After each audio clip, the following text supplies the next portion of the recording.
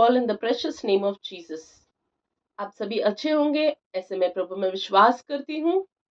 आइए हम आज सीनियर्स क्लास का पार्ट नंबर 32 देखने वाले हैं, जिसका भाग 1 जो है मसीह कलीसिया का इतिहास। Lesson number 32 part 1 Christian church history. लेकिन इस पार्ट में जाने से पहले हम छोटा सा प्रार्थना करेंगे और क्लास को शुरू करेंगे।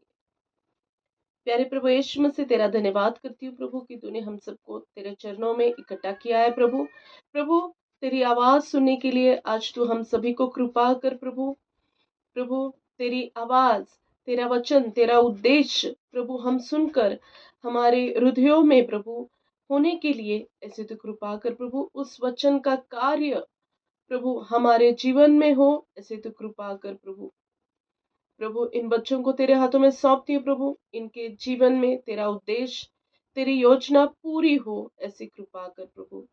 तेरा जो कलीसिया के बारे में उद्देश्य है वो उद्देश्य हर एक के जीवन में पूरा हो ऐसी मैं तुझसे प्रार्थना करती हूँ। मैं खुद को तेरे हाथों में सौंपती हूँ प्रभु।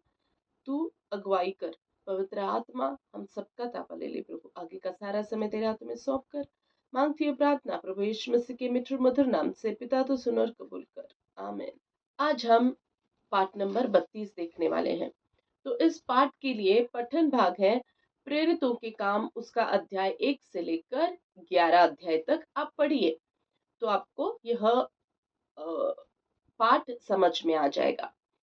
तो हम देखते हैं कि इस पाठ के लिए जो है सुसमाचार का वचन है लूका इसका 19वां अध्याय का 10 वचन। और इस पाठ के लिए याद करने के लिए वचन है पहला पत्रस इसका 2 अध्याय 4 और 5 वचन। उसके पास आकर जिसे मनुष्यों ने तो निकम्मा ठहराया, परंतु परमेश्वर के निकट चुना हुआ और बहुमूल्य जीविता पत्थर है। तुम भी आप जीविते पत्थरों के समान आत्मिक घर बनते जाते हो, जिससे याजकों का पवित्र समाज बनकर ऐसे आत्मिक बलिदान चढ़ाओ जो यीशु मसीह के द्वारा परमेश्वर को ग्राह्य है। First Peter chapter 2 versus 4 and 5, to whom coming as unto a living stone, disallowed indeed of men, but chosen of God, and precious ye also, as lively stones, are built up a spiritual house and holy spirithood, to offer up spiritual sacrifices acceptable to God by Jesus Christ. हम इस पाठ से क्या सीखने वाले हैं? पहली बात तो यह है कि हमें यह समझने की जरूरत है कि कलीसिया कैसे शुरू हुई और कलीसिया किस तरह से बढ़ी। और हमें यह भी जानना जरूरी है कि कलीसिया क्या है और परमेश्वर का इस कलीसिया से क्या उद्देश्य है। और तो और हमें यह भी पता होना चाहिए कि हम किस तरह से इस कलीसिया में एकजुट हो सकते हैं, कलीसिया में शामिल हो सकते हैं। तो यह सीखने के लिए पहली बात जो है वो हम सीखने वाले हैं वो है ईसाई कलीसिया की शुरुआत कब हुई। अब यह कलीसिया पुराने नियम में नहीं थी। पुराने नियम में परमेश्वर के लोग थे, इज़राइल थे, मूसा थे, बहुत से भविष्यद्वक्ता थे, पर यह कलीसिया का विषय कभी भी पुराने नियम में नहीं था। यह कलीसिया का विषय नए नियम में आया है। मतलब परमेश्वर के हृदय का यह एक बहुत ही महत्वपूर्ण रहस्य था जो पुराने नियम में रहस्य बना था, परंतु उस रहस्य को, उस भेद को परमेश्वर ने नए नियम में खोल दिया है, दिखा दिया है, प्रकट किया है। तो हम यहाँ पर देखते हैं कि नए नियम में यह कलीसिया की शुरुआत कैसे हुई, कलीसिया शब्द यह नए नियम में कहाँ आया और कलीसिया किससे जुड़ी हुई है। अगर हम कहें कलीसिया तो हमें पहली बात समझ में आती है कि यीशु की कलीसिया, मतलब यह कलीसिया यीशु के साथ जुड़ी हुई है। यह कलीसिया यीशु की कलीसिया है। तो हम इस कलीसिया, यह शब्द जो है हम नए नियम में देख सकते हैं मत्ती इसकी पुस्तक उसका 16 अध्याय और 18 वचन में। मैं पढ़ती हूँ, और मैं भी तुझसे कहता हूँ कि तू पतरस है और मैं इस पत्थर पर अपनी कलीसिया बनाऊंगा और अधोलोक के फाटक उस पर प्रबल न होंगे। तो यहाँ पर हम देखते हैं कलीसिया, इसका पहला जो शब्द नए नियम में आया है कलीसिया, तो यह यहाँ पर है। तो यह कलीसिया निर्माण कैसे हुई, इस कलीसिया के बारे में निर्माता कौन है, यीशु मसीह। यह निर्माण कैसे हुई, तो हम देखते हैं कि पेंटिकोस्ट के दिनों में यह निर्माण हुई। अब ये पेंटिकोस्ट का दिन क्या है, पेंटिकोस्ट का दिन मतलब 50वां दिन।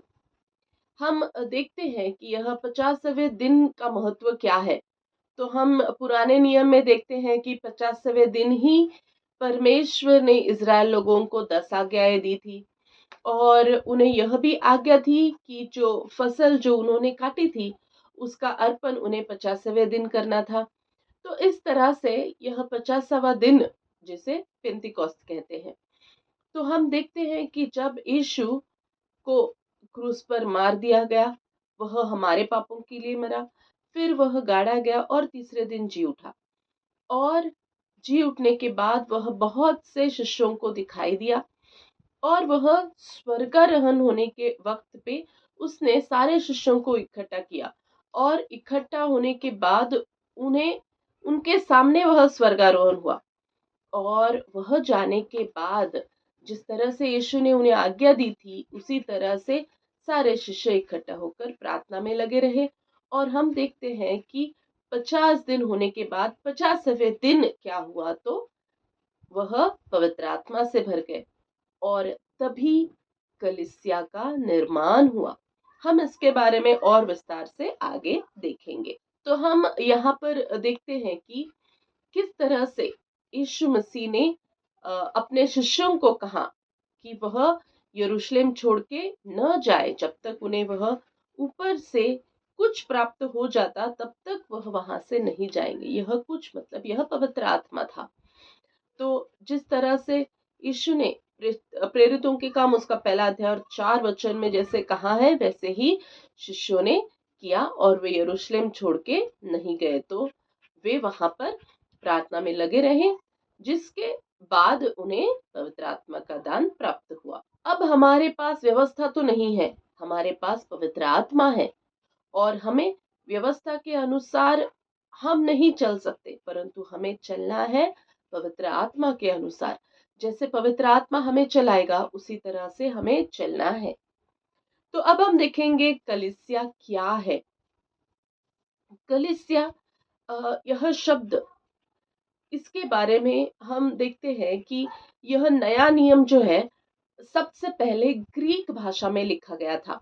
ग्रीक भाषा जो है वह बहुत ही पुरानी प्राचीन भाषा है, कि जिस भाषा में नया नियम सबसे पहले लिखा गया था। और इस ग्रीक भाषा में एक शब्द आया, इक्लेसिया।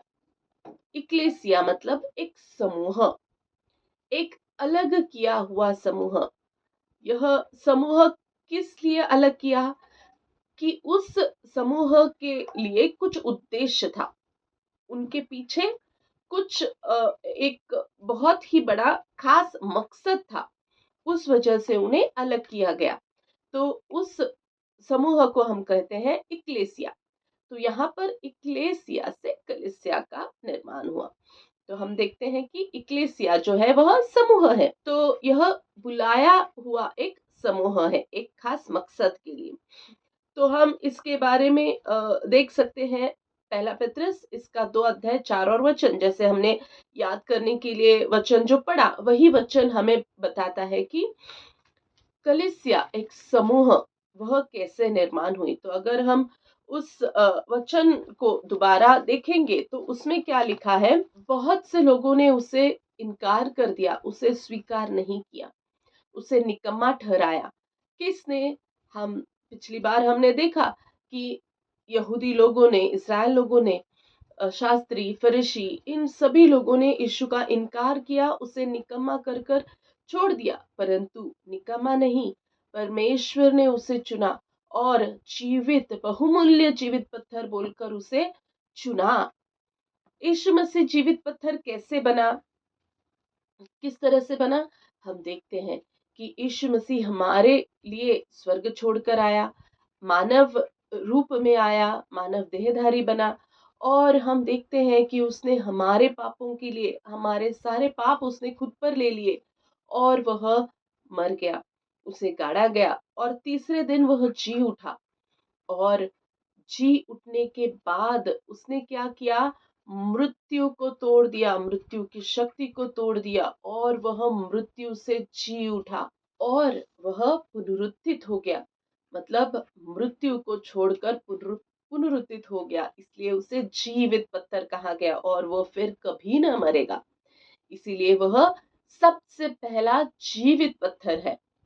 और अब वहां पर उस वचन में कहते हैं कि उस जीवित पत्थर पर कलीसिया बनाई जाएगी।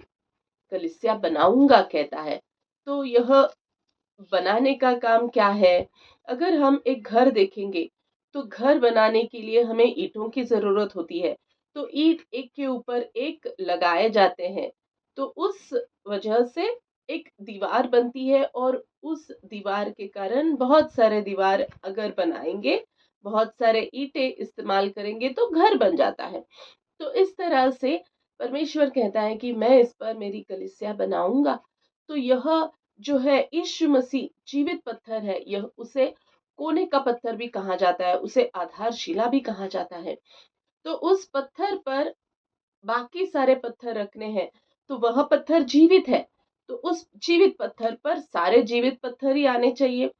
तो उस हिसाब से हम जो है हम भी पत्थर है, तो हम भी उस पर रखे जाना चाहिए। तो अगर हमें भी उस पर रचना है तो हमें भी जीवित होना पड़ेगा। तो हम किस तरह से जीवित होंगे?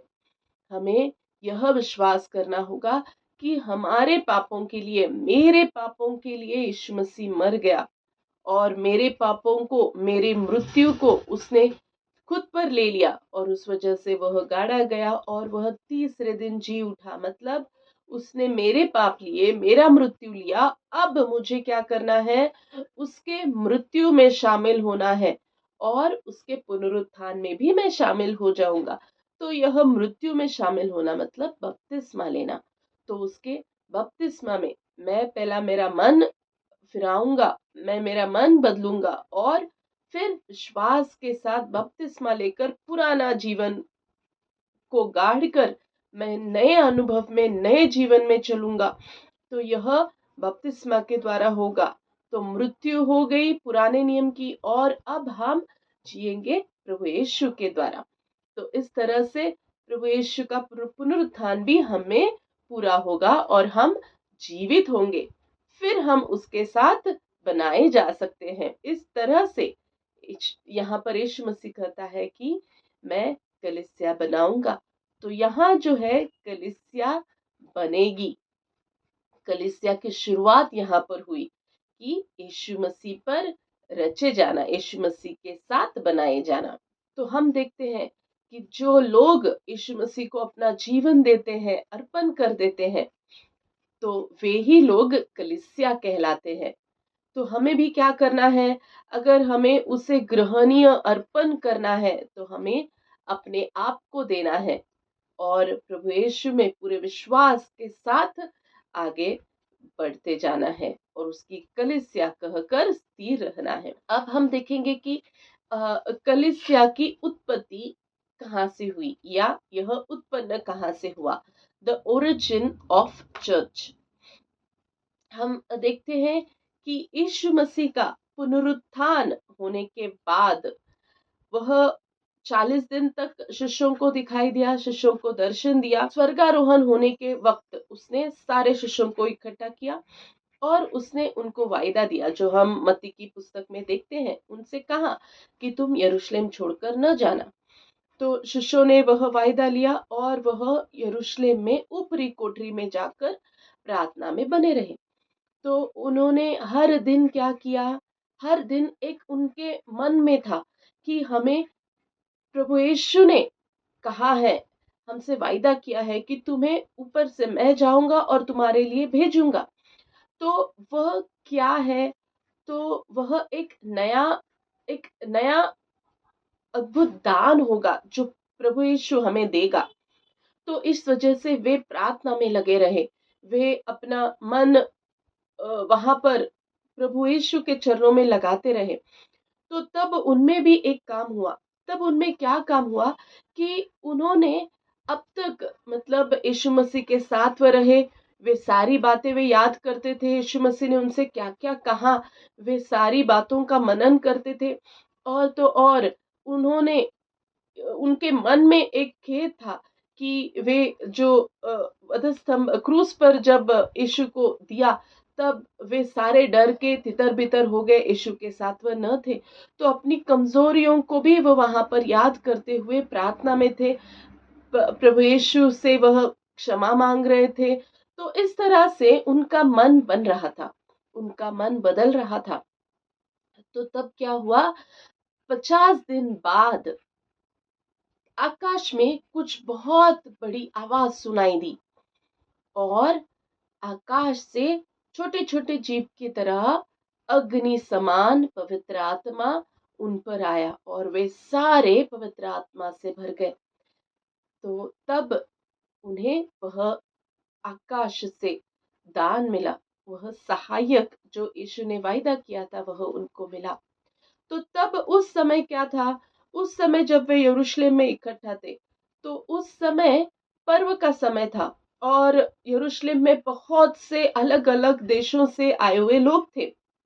तो उन्होंने भी यह आवाज़ सुनाई दिया कि कुछ तो एक बड़ा आवाज़ हुआ और आवाज़ होने के बाद क्या हुआ, तो ये सारे जो लोग ऊपरी कोठरी में बैठे हुए थे, ये सारे पवित्र आत्मा से भर गए और अलग-अलग भाषा में, अन्य भाषा में वे बातें करना शुरू किए। ज़ोर-ज़ोर से वह अलग-अलग भाषा में बातें कर रहे थे, प्रभु की स्तुति करने लगे। तो इन लोगों को सिर्फ आवाज़ सुनाई दिया कि कहीं पर किसी घर में बहुत आवाज़ हो रहा है। तो वे सारे लोग जो भी यरूशलेम में आए थे, वे सारे लोग इस कोठरी के आजू-बाजू में इकट्ठा हो गए और वे सब लोग सुन रहे थे और देख रहे थे कि किस तरह से ये सारे जो शिष्य थे, वे अलग-अलग भाषा में बोलने लगे। तब इन लोगों को आश्चर्य हुआ कि हम जिस देश देश से आए हैं, उन देश में अलग-अलग भाषा थी और ये जो ऊपरी कोठरी में बैठे हुए लोग थे, ये अलग-अलग उनकी भाषा में बातें कर रहे थे। तो तब उन्हें यह समझा और तब उस पेंटिकोस्ट के दिन क्या हुआ, कलीसिया का निर्माण हुआ, उत्पन्न हुआ, कलीसिया उत्पन्न हुई। तो उस पेंटिकोस्ट के दिन जब पवित्र आत्मा ने सबका ताबा लिया, तब वहां पर 120 लोग थे जो प्रभु से एक हो गए। तो वहां पर कलीसिया स्थापित हुई, कलीसिया उत्पन्न हुई इन 120 लोगों से। फिर हम देखते हैं कि बाहर जो थे लगभग 3000 से ज्यादा लोग वहां पर इकट्ठा हुए थे। तो उन लोगों ने यह देखा, वे आश्चर्य करने लगे और बहुत कुछ उन्होंने बोला, परंतु ये सारी बातें सुनकर वहां पर पतरस जो पवित्र आत्मा से भरा, वह उठ खड़ा हुआ और उसने कहा कि तुम जो देख रहे हो उसका उसको आश्चर्य करने की जरूरत नहीं है, क्योंकि यह जो योएल संदेष्टा ने बताया था वह पूरा हुआ है। योएल संदेष्टा ने बताया था कि पवित्र आत्मा आएगा और तुम्हारे बेटे बेटियां अन्य भाषा में बातें करेंगे, भविष्यवाणियां बताएंगे। तो इस तरह से जो योएल संदेष्टा ने बताया था वह यहाँ पर पूरा हुआ है। और उसने अपना भाषण और शुरू किया और उसने सारे लोगों को बताया कि यह जो यीशु मसीह है, इसके बारे में उसने पवित्र आत्मा से भरकर सभी यहूदी लोगों को, वहां जो खड़े थे यहूदी भी थे, उन्हें पतरस ने बोला कि जिस यीशु मसीह को उन्होंने क्रूस पर चढ़ा दिया था, वह यीशु मसीह ही निर्माण करता है, वो यीशु ही मसीहा है, जिसके बारे में दाऊद भी कहता है कि जो जिसको मृत्यु नहीं खा सकेगी इस तरह से, तो वह मृत्यु उसकी हड्डियां सड़ नहीं जाएंगी। इस तरह से दाऊद जो अपने स्तोत्र संहिता में कहता है, भजन संहिता में कहता है, तो दाऊद को भी यीशु मसीह का प्रगटीकरण था। परंतु तुम लोगों ने उस मसीहा को क्रूस पर चढ़ा दिया, उसे वहां पर शिक्षा सुना दी और उसी मसीहा को परमेश्वर ने स्वर्ग तीसरे दिन उठाया और वह हमारे सामने ही स्वर्ग में उठा लिया गया, जिसके हम गवाह हैं। इस तरह से पतरस जब उन्हें कह रहा था, तब सारे लोगों के मन छिद गए और उनमें एक बहुत ही दुख आया और वे पतरस से कहने लगे कि हाँ, हमने ही यीशु मसीह को मार दिया, हमारी वजह से ही यीशु मसीह क्रूस पर चढ़े और उन्हें मृत्यु हुई। तो हम क्या करें? हमने तो बहुत बड़ा पाप किया है, तो हम क्या करें? तो उस खेद से, उस दुख से भरकर उन्होंने पतरस से पूछा। तो पतरस ने उनसे कहा कि अब आप लोग क्या करो, अपना अपना पाप स्वीकार करो और उस पाप से परमेश्वर से क्षमा मांगो और क्षमा मांगकर मन फिराकर बपतिस्मा ले लो। तो ये सारी बातें उन लोगों ने ग्रहण कर ली। पतरस ने जो कुछ कहा था वो सारा स्वीकार कर लिया और उन 3000 लोगों ने बपतिस्मा लिया और फिर वे भी कलीसिया में जुड़ गए। तो अब 120 लोग कलीसिया में नहीं, परंतु 3120 लोग हो गए। तो ये 3000 लोग भी कलीसिया में शामिल हो गए। इस तरह से कलीसिया बढ़ गई। तो वे लोग भी अब क्या कर रहे थे? अब विश्वास करके, प्रभु यीशु को समर्पण करके, यीशु में प्रार्थना करते हुए मग्न हो गए। अब उनमें क्या शुरू हुआ? जो भी प्रेरित लोग, जो शिष्य जो वचन बता रहे थे, उनकी वो शिक्षा में वे स्थिर हो गए, बढ़ने लगे और रोटी तोड़ने में और प्रार्थना करने में सारे लीन हो गए। तो हम देखते हैं कि उस तरह से आगे आगे और क्या हुआ?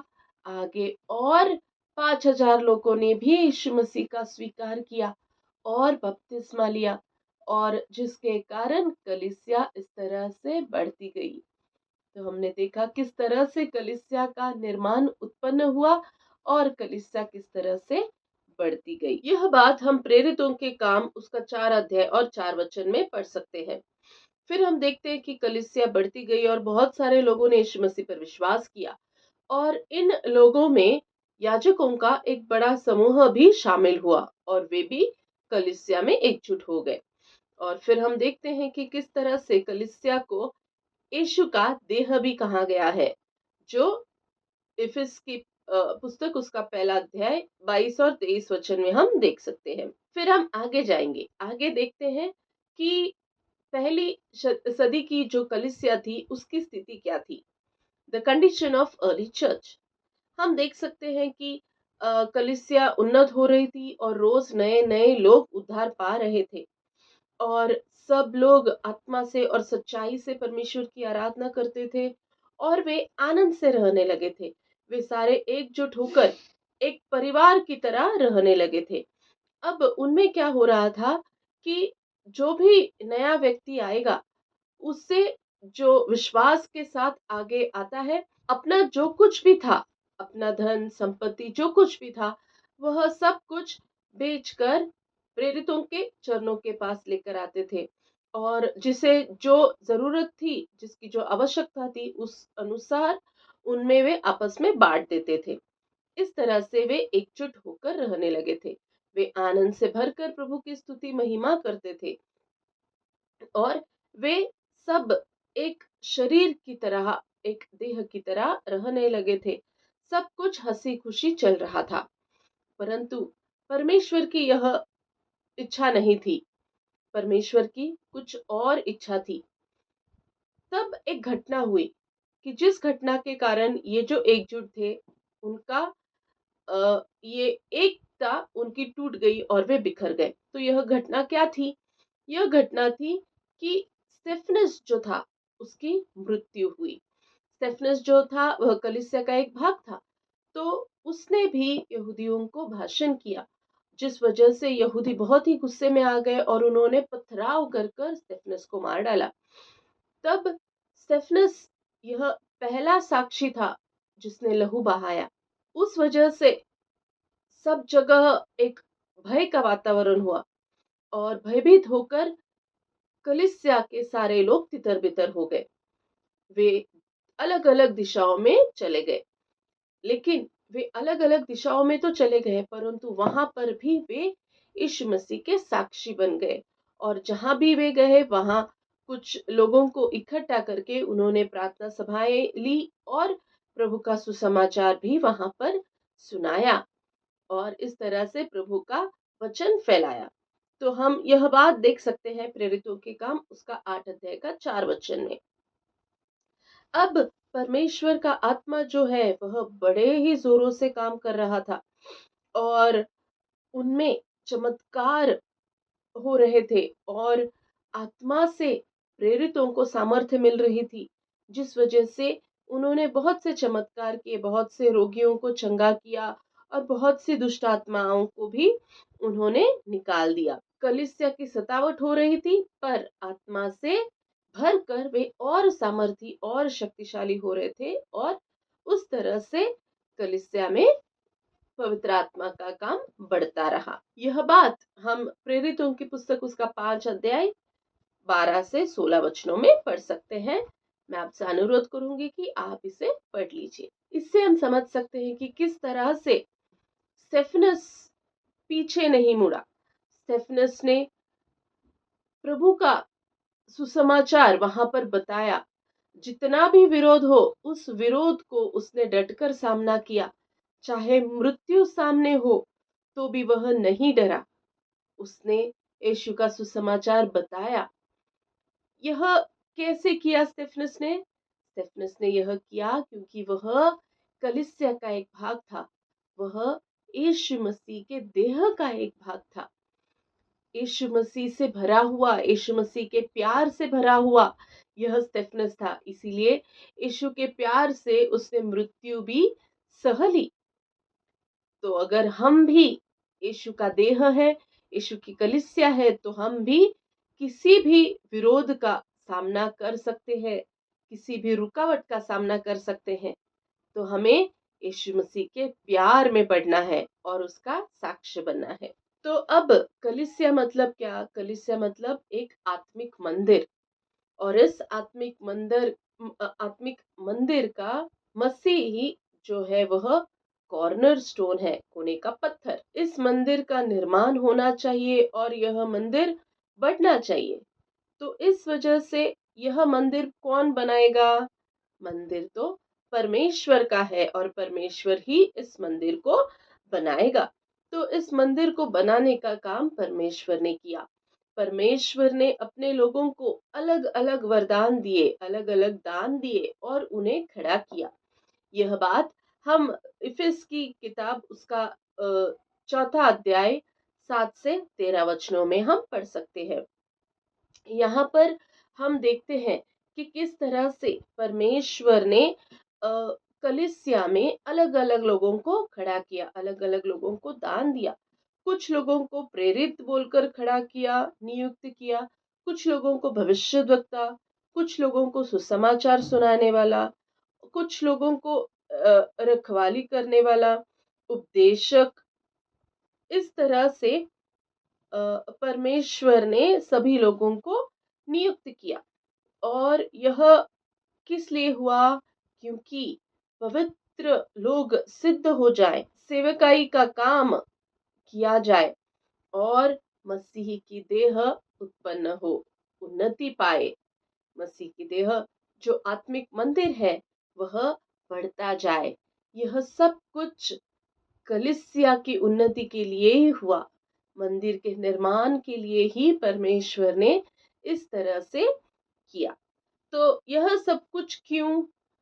ताकि मसीह का देह निर्माण हो, और कलीसिया को मजबूत बनाया, और वह मसीह के डाम डोल तक उसे बढ़ाने के लिए यह सब कुछ परमेश्वर ने आयोजित किया। अब उसके प्रेम में और उसके विश्वास में हमें बढ़ते हुए आगे चलना है। यह जो हुआ यह कलीसिया की उन्नति के लिए हुआ, और यह सब कुछ प्रेरितों के आज्ञाकारिता में ही हो रहा था। तो परमेश्वर ने उन्हें भी कुछ अधिकार दिए। जब कलीसिया, छोटे छोटे कलीसिया बन गए, तो परमेश्वर ने किसी कलीसिया को कुछ नियम नहीं दिए। पूरी स्वतंत्रता से उन्होंने कलीसिया को बढ़ने दिया। आत्मा के वरदानों से भरा और आत्मिक अनुभव में चलने के लिए पूरी स्वतंत्रता थी। तो कलीसिया स्वतंत्रता में, कलीसिया आत्मा से भरकर आराधना कर सकते थे, प्रार्थना कर सकते थे, उपवास में रह सकते थे। तो ये सब कुछ उनकी उन्नति के लिए परमेश्वर ने उन्हें स्वतंत्रता दी थी। अगर उनके बीच में कोई पाप हुआ या कुछ गलती दिखाई दी, तो तब क्या होना है? तब परमेश्वर ने प्रेरितों को वह अधिकार दिया था कि प्रेरित लोग उस गलती को दिखाए और उस गलती को सुधारे। तो प्रेरितों को वह अधिकार दिया गया था, परंतु प्रेरितों ने भी क्या करना था? प्रेरितों ने वह एक स्वामियों की तरह उनको नहीं लेना था। स्वामियों की तरह बनकर उन पर अधिकार जमाए और उन्हें न्याय दे, उन्हें सजा दे, ऐसा नहीं। प्रेरितों को स्वामियों की तरह नहीं, बल्कि चरवाहे की तरह काम करने के लिए कहा था। चरवाहा जैसा अपने भेड़ों को संभालता है, सुरक्षित रखता है, उन्हें जो जरूरत है वह जरूरी चीजें उन्हें देता है, उसी तरह प्रेरितों को भी करने के लिए परमेश्वर ने कहा था। तो परमेश्वर ने प्रेरितों को कहा कि तुम भी चरवाहे हो। यह बात हम यूहन्ना की पुस्तक उसका 21 अध्याय 15 से 17 वचनों में देख सकते हैं कि यहाँ पर यीशु मसीह पतरस को कह रहा है कि तू मुझसे प्यार करता है क्या? तो पतरस ने कहा, हाँ मैं तुझसे प्यार करता हूँ। तो इन दोनों में यह संभाषण हो रहा है और यीशु मसीह ने पतरस को 3 बार पूछा कि क्या तू मुझसे प्यार करता है? और पतरस ने भी 3 बार उसे उत्तर दिया कि हाँ मैं तुझसे प्यार करता हूँ और यह तू जानता है। तो तब यीशु मसीह ने उससे कहा कि जा मेरी भेड़ों को चरा। तो वहां पर यीशु ने क्या कहा? मेरी भेड़ों को चरा। तो वहां पर एक चरवाहे का काम प्रभु यीशु ने नियुक्त किया है कि तुम स्वामी की तरह नहीं, बल्कि एक चरवाहे की तरह उन्हें वचनों के द्वारा आत्मा से जो भी शिक्षा है वह शिक्षा दो और उन्हें बताओ कि क्या गलती हुई है और उस गलती को सुधारने के लिए भी उनकी मदद करो। तो इस तरह से उन्हें वापस उठाओ और वापस कलीसिया में एक करो, प्रार्थना में एक और विश्वास में एक करो। इस तरह से प्रेरितों को परमेश्वर ने, प्रभु यीशु ने दिया था। अब हम और एक वचन में देख सकते हैं, पहला पत्रस उसका 5 अध्याय और 2 में यह देख सकते हैं कि वहां पर पौलुस कह रहा है पत्रस को कि तू झुंड की रखवाली कर। तो वहां पर पौलुस पतरस को कह रहा है कि जो झुंड तुझे दिया गया है उसकी रखवाली तुझे करनी है। यह दबाव से नहीं, परंतु परमेश्वर के इच्छा से, परमेश्वर के प्यार से भरकर, आनंद से भरकर तुझे करना है। इस तरह से पौलुस पतरस को वहां पर बता रहा है। अब हम आगे देखेंगे तो कलीसिया बन रही थी और बहुत से लोग विश्वास में आ रहे थे और कलीसिया में जुड़ रहे थे। इस तरह से कलीसिया में आत्मिक तौर पर एक उन्नति हो रही थी, एक बढ़ोतरी हो रही थी और पवित्र आत्मा द्वारा वहां पर क्या हुआ कि नए लोग आ रहे थे, नया विश्वास उनमें आ रहा था। परंतु जो अब पुराने लोग थे, जो प्रार्थना में बढ़ रहे थे, जो आत्मिक तौर पर बढ़ रहे थे, तो उनके साथ पवित्र आत्मा ने क्या किया? यह बात हम प्रेरितों की किताब उसका 13 अध्याय और 1 से 3 वचनों में हम पढ़ सकते हैं। इस वचन में हम पढ़ सकते हैं कि किस तरह से पवित्र आत्मा कह रहा है कि बरनबास और शाऊल को उस काम के लिए अलग किया जाए जिसके लिए उन्हें बुलाया गया है। तो तब पवित्र आत्मा के द्वारा कुछ लोगों को अलग कर दिया गया कि जिस काम के लिए उन्हें बुलाया गया था। तो उस हिसाब से उन पर हाथ रखकर, उन्हें आशीष देकर, उनके लिए उपवास प्रार्थना कर कर उन्हें विदा कर दिया। तो वे लोग अब पवित्र आत्मा की प्रेरणा से जहां पवित्र आत्मा ले जाए वहां वे लोग गए। और वहां पर उन्होंने प्रभु का सुसमाचार बताया और वहां पर भी बहुत से लोग विश्वास में आ गए। वहां पर भी कलीसिया स्थापित हुई। यह एक आत्मा के अधीन का काम होने लगा। जिस तरह से आत्मा बताएगी दिखाएगी उस तरह से वह काम करते गए और परमेश्वर की कलीसिया वहां पर विश्वास में चलने लगी। इस तरह से हम देखते हैं। अब हम देखेंगे कि कलीसिया में कौन से लोग थे। कलीसिया में केवल यहूदी लोग थे। तब तक सभी लोगों को ऐसे लगा कि यीशु यहूदी था, इसीलिए यीशु का सुसमाचार केवल और केवल यहूदी लोगों के लिए है। परंतु ऐसा नहीं था। अगर हम मार्क 1:15 में देखेंगे तो परमेश्वर ने यह पश्चाताप और सुसमाचार सभी लोगों को बताई है। फिर हम यूहान उसका 3 अध्याय और 15-16 वचन में हम देखते हैं कि यह जो वचन है यह सारे जो कोई उस पर विश्वास करेगा उसके लिए है।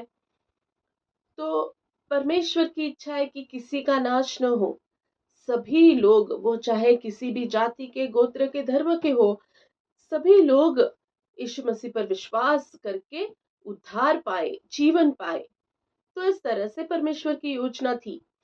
तो शिष्यों का भी यही मन था, यही विश्वास था कि सुसमाचार केवल यहूदी लोगों के लिए है। परंतु परमेश्वर ने यह सोच वहां पर तोड़ दी। तो क्या ऐसा क्या हुआ कि जिस वजह से यह सोच, यह विचार टूट गए। तो हम देख सकते हैं कि कुरनेलियुस नाम का एक आदमी था जो कैसर में रहता था। तो वह एक गैर यहूदी था। तो उसने क्या किया, वह जब इज़राइल में रहता था तो इज़राइल के यहोवा परमेश्वर से उसे पहचान थी। उसने सुना था कि यहोवा परमेश्वर ने ऐसा किया वैसा किया, यह सब सुना था। तो उसने सुनकर मन में ही यहोवा पर विश्वास कर लिया था और वह एक भक्त था। वह विश्वास से प्रार्थना करता था और विश्वास से वह यहूदियों के समाज को दान भी देता था। इस कुरनेलियुस के बारे में हम प्रेरितों की किताब उसका 10 अध्याय में पढ़ सकते हैं। तो मैं आपसे अनुरोध करूंगी कि आप भी यह 10 अध्याय पढ़ लीजिए। मैं यहाँ पर शॉर्ट में आपको बताऊंगी। तो यहाँ पर क्या होता है, कर्नेलियस जो है वह परमेश्वर के भय में रहने वाला था। वह खुद भी नहीं परंतु उसने अपने पूरे घराने को परमेश्वर का भय समझाया था और वह परमेश्वर के भय में सबको चला रहा था। तब क्या हुआ, एक दिन कर्नेलियस जब उसके घर में बैठा हुआ था तब दूतों के माध्यम से परमेश्वर ने उसे दर्शन दिया और उसे कहा कि तेरी प्रार्थना को मैंने सुना है। अब तू क्या कर, अपने 2 सेवकों को याफा में भेज। वहां पर पतरस नाम का एक व्यक्ति है और उसे ले आने के लिए तेरे सेवकों को भेज। यह वाणी सुनकर कर्नेलियस ने क्या किया, कर्नेलियस ने अपने 2 सेवकों को, एक चालक को भेज दिया। उसी समय दूसरी ओर जहां पतरस था याफा में, तो वहां पतरस को भी एक दर्शन मिला। परमेश्वर ने उसे भी एक दर्शन दिखाया। उसके दर्शन में क्या था कि आकाश से एक बड़ी चादर जैसी कुछ चीज नीचे आई है जिसके चारों कोनों को ऐसे बांधा गया था और रस्सियों से बांधा गया था और उस चादर में कुछ प्राणी, कुछ जंतु थे। कुछ रेंगने वाले जंतु थे, कुछ प्राणी थे, कुछ पक्षी थे। इस तरह से वे सारे उस चादर पर थे और उसको आवाज आई कि इसे काट कर खा। पतरस ने कहा कि मैं इन्हें नहीं खा सकता क्योंकि उनमें कुछ अशुद्ध जानवर भी थे जो यहूदियों की व्यवस्था के अनुसार नहीं खाने थे। तो उसने कहा कि मैंने तेरी व्यवस्था का पालन किया है, अब तक मैंने ऐसे कुछ नहीं खाया है। तो वह चादर वापस उठा ली गई और दोबारा नीचे आई। दोबारा उसे सारे जंतु दिखाई दिए, सारे जानवर उसमें दिखाई दिए और दोबारा परमेश्वर का आवाज आया कि इसे काट कर खा। यह 3 बार हुआ और 3 बार होने के बाद वह दर्शन टूट गया। तब पतरस विचार में पड़ गया कि यह क्या था। इस के बारे में परमेश्वर मुझे क्या कहना चाहता है। जब वह विचार ही कर रहा था, तब उसके द्वार पर वह दो सेवक वहां पर आए और उन्होंने वहां पर दूसरे लोगों से पूछा कि यहाँ कोई पतरस नाम का व्यक्ति है। तो तब उन लोगों ने क्या किया, उन दो सेवकों को पतरस के पास ले आए और पतरस को कहा कि हम कर्नेलियस के पास से आए हैं और आपको वहां पर बुलाया गया है। तो तब पतरस को पता चला कि यह कर्नेलियस के पास जाने का सपना था। फिर उसने क्या किया, उसने कहा ठीक है, हम दूसरे दिन चले जाएंगे। फिर दूसरे दिन वे सब निकले और कर्नेलियस के पास पहुंचे। तो कर्नेलियस ने अपना सपना बताया। कर्नेलियस एक अन्य जाति का व्यक्ति था। तो परमेश्वर ने जो उसको दर्शन दिया था और कर्नेलियस को दर्शन दिया था, ये दोनों किस तरह से जुड़े हुए हैं, परमेश्वर की इच्छा इसके पीछे क्या है, योजना क्या है, वह पतरस को पता चली। तो पतरस ने देखा तो कुरनेलियस ने अपने सारे घराने के लोगों को बुलाकर, वे इकट्ठा उस घर में बैठे थे। तो पतरस ने उनको अपना सुसमाचार, यीशु का सुसमाचार बता दिया और वे सारे लोग यीशु मसीह पर विश्वास किया। और पतरस बता ही रहा था कि किस तरह से पवित्र आत्मा से अभिषेक होकर यीशु ने बपतिस्मा लिया, फिर यीशु को किस तरह से क्रूस का मृत्यु सहना पड़ा, फिर उसे किस तरह से गाड़ा गया और वह तीसरे दिन जी उठा, पुनरुत्थित हुआ और वो किस तरह से स्वर्ग उठा लिया गया। ये सारी बातें उनको बता ही रहा था कि यीशु मसीह ही जीवन है। यीशु मसीह के द्वारा और कहीं जीवन नहीं है, वही है जो मृतकों पर जी उठा है, जय पाया हुआ है। यह बातें वह कह ही रहा था तो सारे लोग मन लगाकर सुन रहे थे और वह सुनते ही सुनते उनमें पश्चाताप आया, उनमें मन फिराव आया और उन्हें परमेश्वर ने स्वीकार किया और उन पर पवित्र आत्मा भी आया और वे सारे लोग पवित्र आत्मा से भर गए।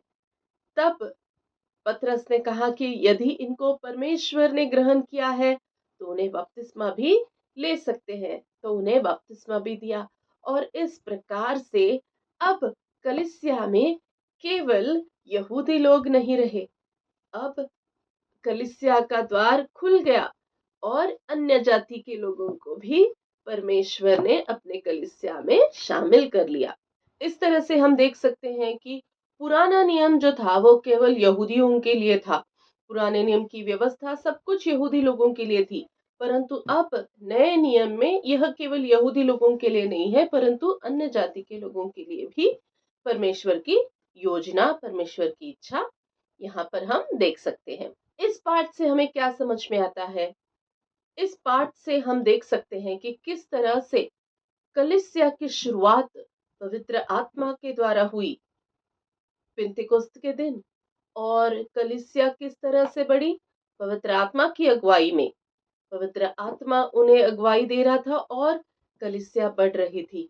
तो इस तरह से हमें भी, अगर प्रभु की कलीसिया बनी है, परमेश्वर का प्रेम अगर जानना है, तो हमें भी क्या करना चाहिए, हमें भी, हम अन्य जाति होने के कारण परमेश्वर ने हमें भी चुना और इस वजह से हमें विश्वास करते हुए परमेश्वर की आत्मा से भरकर हमें उसका आत्मिक मंदिर बनना है, उसका आत्मिक घर बनते जाना है, उसकी कलीसिया में एक होना है। तो इस क्लास को हम छोटा सा प्रार्थना करके समाप्त करेंगे। जो भी कुछ हमने सुना है उसके अनुसार समर्पण करेंगे। प्यारे प्रभु यीशु मसीह, तेरा धन्यवाद करती हूँ प्रभु कि तूने हमसे प्यार किया है और अपनी कलीसिया बनने के लिए चुना है प्रभु।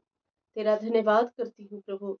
सच में प्रभु, तेरा उद्देश्य हमारे एक एक के जीवन में पूरा हो प्रभु।